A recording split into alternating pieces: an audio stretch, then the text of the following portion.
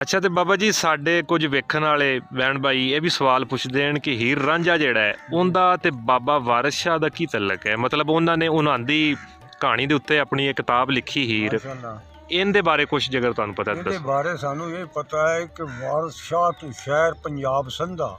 ਵਾਹ ਹੀਰੇ ਲਾਲ ਜਵਾਰ ਤੂੰ ਜੜੀ ਜਾਵੇਂ, ਵਾਹ ਮੁਸ਼ਕਲਾਂ ਰੋਕ ਨਹੀਂ ਸਕਦੀਆਂ ਰਾਹ ਤੇਰਾ, ਦਰਿਆ ਚੀਰ ਪਹਾੜਾਂ ਤੇ ਚੜੀ ਜਾਵੇਂ, ਵਾਹ ਹੱਥ ਬੰਨ ਖਲੋਂਦੇ ਗੁਲਾਮ ਅੱਖਰ, ਹਾਂਜੀ ਸ਼ੇਰਾਂ ਵਿੱਚ ਤੂੰ ਇਹਨਾਂ ਨੂੰ ਘੜੀ ਜਾਵੇਂ, ਵਾਹ ਆਪੇ ਹੀ ਹੀਰ ਤੇ ਆਪ ਹੀ ਬਣੇ ਰਾਂਝਾ, ਵਾਹ ਨਾਲ ਸਹਿਤੀ ਦੇ ਆਪ ਹੀ ਲੜੀ ਜਾਵੇਂ, ਵਾਹ ਆਪੇ ਹੀ ਨਾਤ ਤੇ ਆਪ ਹੀ ਬਣੇ ਚੇਲਾ, ਵਾਹ ਨਾਲ ਤਰੀਮਤਾਂ ਦੇ ਆਪੇ ਹੀ ਅੜੀ ਜਾਵੇਂ, ਵਾਹ ਕਾਜ਼ੀ ਬਣ ਕੇ ਸ਼ਰ੍ਹਾ ਦਾ ਰਾਹ ਦੱਸੇ, ਫਕਰ ਬਣ ਕੇ ਲਾਮ ਦਾ ਤੜੀ ਜਾਵੇਂ, ਵਾਹ ਕਦੀ ਮਸਤ ਮਹਣਤ ਦਰਵੇਸ਼ ਸੂਫੀ, ਕਦੀ ਮੰਦਰ ਮਸੀਤ ਕਦੀ ਮੜੀ ਜਾਵੇਂ, ਕੀ ਬਾਤ ਆਪੇ ਹੀ ਬਣ ਕੌਲਾਂ ਪਿਆ ਕੌਲ ਪਾਲੇ, ਚੂਚੁਕ ਹੋ ਕੇ ਅੰਦਰੀ ਵੜੀ ਜਾਵੇਂ, ਕੀ ਬਾਤ ਆਪੇ ਹੀ ਬਣ ਮਲਕੀ ਪਿਆ ਲਾਡ ਵੇਖੇ, ਕੈਦੋ ਹੋ ਕੇ ਐਬਾਂ ਨੂੰ ਫੜੀ ਜਾਵੇਂ,